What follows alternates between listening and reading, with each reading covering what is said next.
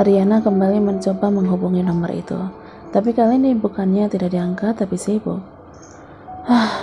Riana mengampaskan bokongnya di tempat duduk dan memandang kesal ponselnya. Dia menggigit kuku jarinya mencoba berpikir, siapa gerangan yang membuka semua kartunya dengan begitu cepat? Kalau dia, aku belum pernah kasih dia bukti apapun yang ia lakukan. Mau apa paman kesini? Ketus Yanli sambil bersedekap dan menatap datar Irwan yang sudah duduk di ruang tamunya. Susah payah Irwan memutar tubuhnya karena perutnya yang buncit. Laki-laki itu melengkungkan bibirnya dan menggaruk kepalanya yang tidak gatal.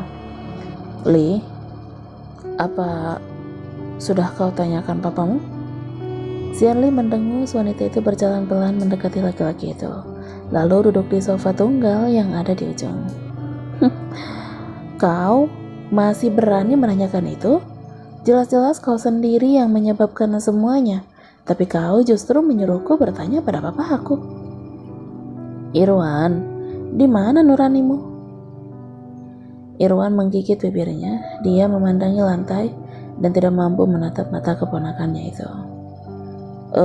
Li, kamu tahu semua berita itu? Apa?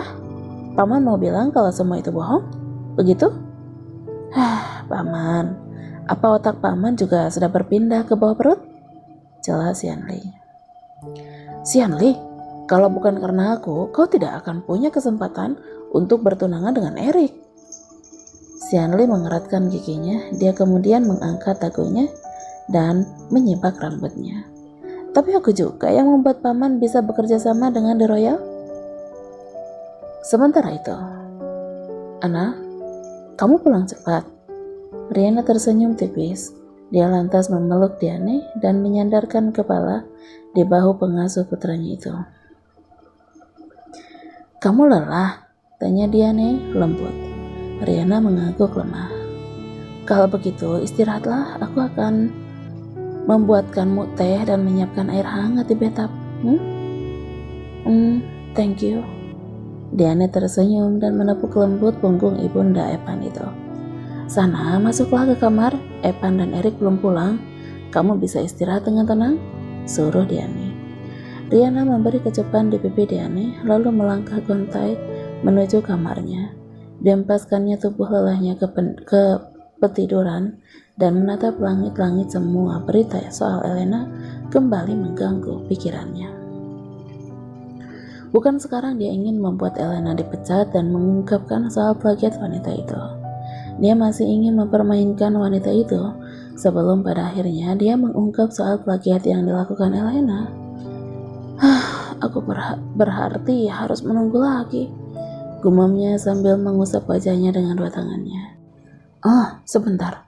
Surat panggilan kepolisian untuk Elena, seru Riana. Beberapa waktu kemudian, ia segera berlari mengambil tasnya dan membongkarnya. Senyum tercipta di bibirnya ketika dia melihat surat beramplop coklat itu masih ada di dalam tasnya. Sepertinya aku bisa menambah rasa stres dan malunya dengan ini. Lalu dokumen itu. Di ruang makan kediaman Xianli, dua orang wanita saling memandang dan berbicara serius. Sebuah foto yang mereka terima pagi ini, mereka letakkan di tengah meja. Foto itu satu-satunya foto Teresa saat di SMA yang didapat orangku. Tapi ini tidak begitu jelas. Aku tahu waktu itu masih tidak ada bukti alameter. Hanya ada foto ini diambil saat kompetisi, jelas Elena. Terus Riana yang mana? Yang rambut pendek dan tertawa itu? Xianli memicing, seolah dengan begitu ia bisa melihat lebih jelas foto rival cintanya itu. Tidak jauh beda, aku tidak yakin kalau dia operasi plastik, cecot Xianli sebal. Karena itu orangku cari bukti ke apartemennya. Dia tadi sudah ke apartemen si Teresa. Semoga Hei, kalau sampai ketahuan bagaimana? Bisa-bisa dia dipenjara sebelum dapat hasil, seru Xianli terkejut. Tenang, orangku bukan orang segegabah itu. Teresa itu selalu sewa jasa kebersihan. Jadi dia minta jasa kebersihan itu untuk bantu dia, jelas Elena. Xian Li menghela napas lega, dia menyadarkan punggungnya dan mengangguk. God, bagaimana soal kasusmu? Setauku dulu kabar plagiatmu cuma rumor. Terus orang itu juga menarik pernyataannya dari media sama minta maaf kan? Lalu kenapa sekarang ceritanya jadi berbeda lagi? Elena melipat bibirnya, matanya melihat ke sana kemari, tidak fokus. Melihat reaksi Elena, Xian Li mendengus. Jadi kamu benar-benar plagiat? Karena itu Glamorous pencet kamu? Elena, kamu tahu kekuatan uang kan? Kenapa kamu gak pakai itu aja? Aku tahu dalam beberapa tahun terakhir ini kantongmu tambah tebal saja. Kamu masih aja kamu kasih aja dia beberapa ratus dolar atau suruh orang beresin dia, selesai kan? Elena melebarkan matanya. Dia menyorot tajam sepupunya dengan rahang mengeras. Xian Li, kau, hai, jangan kaget. Aku hanya gak sengaja lihat laporan rekeningmu. Ya, bukan salah aku kan? Kalau akuntanmu mengirim laporan keuanganmu ke sini, ujar Xian Li dengan wajah yang ia buat sepolos mungkin. Elena tercekat, bibirnya mengetuk rapat. Tidak jadi menyala, ia menutup matanya sejenak, lalu berdiri dan berkacak pinggang menghadap kaca. Xian Li mendekati putri tunggal Irwan itu lalu menyenggol bahunya. Kamu hebat juga menyimpan semuanya. Jadi berapa total yang sudah kamu dapat? Apa semuanya dari Glamorous atau sama Sans? Elena melirik kesal wanita di sebelahnya itu lalu beranjak pergi tanpa pamit. Xian Li tersenyum penuh kemenangan. Dia meminum jusnya tanpa melepas pandangannya dari Elena yang berlalu pergi. Elena menarik juga. Pagi hari di kediaman Irwan tidak lagi ada ketenangan. Bentakan dan teriakan Elena terus terdengar. Irwan yang masih terlelap terpaksa terbangun. Ada apa lagi sih? Pagi-pagi sudah pada ribut, geramnya. Ia pun turun dari ranjang dan segera keluar kamarnya. Matanya terbuka lebar melihat pemandangan di depannya. Di depan kamar Elena, Wendy dan Elena saling melempar bantal dan barang-barang lain yang bisa diraih tangan keduanya. Wendy, Elena, hentikan! Sentak Irwan.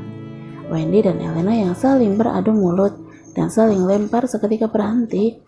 Keduanya melihat laki-laki parubaya itu dengan napas tersengal. Lempar lagi. Dan kamu Wendy, kenapa ikut-ikutan? Apa kamu lupa kalau dia itu anakmu? Omel Irwan. Keduanya terdiam. Wendy kemudian beringsut pergi tanpa suara. Melihat itu Elena kembali berteriak. Hentikan! Berhenti Wendy! Elena, kenapa kamu tidak sopan begitu? Dia mamamu. Elena mendengus. Ia perlahan mendekati ayahnya dengan senyum sinisnya. Oh, sekarang kamu jadi suami yang baik ya?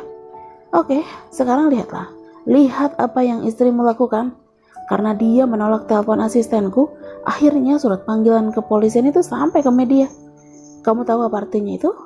Aku, Elena, hancur. Reputasiku hancur. Irwan mengerutkan alisnya. Dia masih tidak mengerti perkataan putrinya. Apa maksudmu?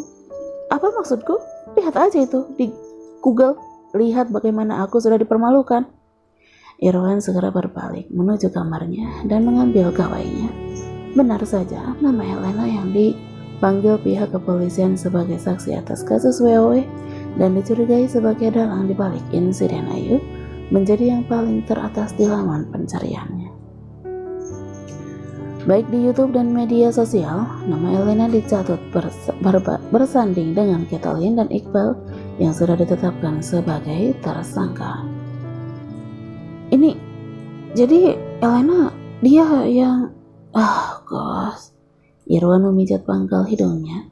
Kepalanya terasa pusing yang teramat sangat. Berjalan tertatih, ia menuju ke petidurannya. Sambil terengah, ia menelpon Hilman, asisten barunya itu. Hilman, soal Elena, cari tahu kebenarannya? Maaf Pak, tapi semua itu benar. Mbak Elena lah yang membayar Kathleen untuk mengacaukan iklan Ayu.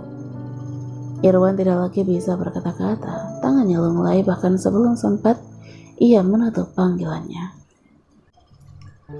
Jadi itu adalah ulah Irwan dan Xianli? Tanya Erik mencoba mengkonfirmasi informasi yang ia terima dari Deb lewat panggilan video. Mereka merencanakannya agar kau dan Xianli bertunangan. Tangan Erik mengepal, giginya juga bergemeretuk menahan geram. Erik, ada lagi, aku dengar Gary Lee akan menutup Lee Corp di sini dan India. Rencanamu berhasil? Erik menaikkan alisnya, dia menatap Deb dan menghembuskan napasnya kasar. Tapi itu masih belum cukup untuk menghancurkan dia. Gary terlalu licik. Erik, mau sampai batas mana kamu akan membuang uangmu untuk membuat Gary rugi? Kamu menjual saham Lee Corp dengan begitu murah. Apa kamu tidak takut kalau nantinya kamu bakal tidur di jalanan? Erik terkekeh. Kamu pikir aku peduli? Aku akan melakukan apapun untuk menghancurkan orang itu. Aku susah payah mencari informasi soal Gary dan ibumu, supaya kamu bisa gunakan untuk melawan ibumu, bukan untukmu menghancurkan diri sendiri. Aku tahu, tapi dengan kebangkrutan Lee Corp, setidaknya satu kaki Gary sudah pincang, dan ibu, dia pasti akan berpikir ulang untuk tetap satu perahu dengan laki-laki itu. Apa ibumu sudah tahu bahwa kamu yang menjual murah saham Lee Corp? Erik menggeleng. Yang ibu tahu, aku hanya punya 10% saham di sana. Saham yang kusuruh Derek jual adalah saham dengan nama palsu.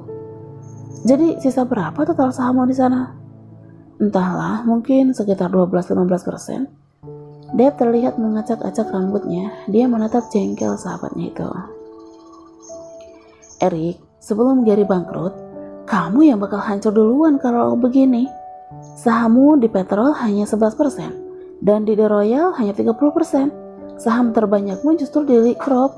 Apa kamu lupa? Erik terdiam, ia mengangguk lalu terkekeh. Karena itu, bantu aku mencari pemegang saham 13% itu. Dengan begitu aku masih bisa punya uang untuk menghidupi anak istriku. Canda Erik, walau masih terdapat keseriusan dalam nada bicaranya. Deb memutar malas bola matanya. Dia kemudian mengirim foto pada Erik. Ini Andre Weiss kan? Kenapa dia bisa sama Gary? Andre Weiss adalah pengacara Derek, dan sepertinya dia tidak tahu bahwa Derek adalah Gary Lee. Bagaimana bisa? Andre adalah pengacara jujur. Dia tidak menerima klien yang background mafia atau yang berhubungan dengan dunia gelap. Lee Corp adalah kedok Gary untuk mencuci uang narkobanya. Jadi kalau Andre tahu bahwa Derek adalah Gary Lee, maka dia tidak akan bersedia jadi pengacaranya. Sambung Erik. Sebuah senyum devil perlahan muncul di bibirnya. Dia mengangguk malas. Ia bisa menebak apa yang ada di pikiran sahabatnya itu. Ini nomor kontaknya. Kamu temui sendiri. Siapa tahu dia mau membantuku. Terima kasih. Deb mencebik lalu memutus panggilan videonya dengan Erik. Erik melangkah masuk ke dalam rumah yang ia beli untuk Rihanna. Dia tanpa heran melihat isi rumah yang terlihat cantik. Baru pulang? Erik berpaling, matanya bertemu dengan Rihanna yang berjalan mendekat padanya sambil tersenyum dan membawa segelas air putih. Ini minumlah dulu, ujar Rihanna, seraya mengeluarkan gelas itu pada Erik. Erik tersenyum dan menerimanya. Dia kemudian menunjuk sekeliling rumah yang terlihat berbeda. Apa kamu yang mendekorasi rumah? Rihanna mengangguk. Gimana? Cantik kan? Sekarang lebih terlihat rumah keluarga. Erik melengkungkan senyum. Ia menarik Rihanna dalam pelukannya dan mengecup pucuk kepala wanita itu. Enggak biasanya kamu pulang cepat? Rihanna terkekeh. Dia mengeratkan pelukannya dan mengedahkan kepalanya melihat ayah putranya.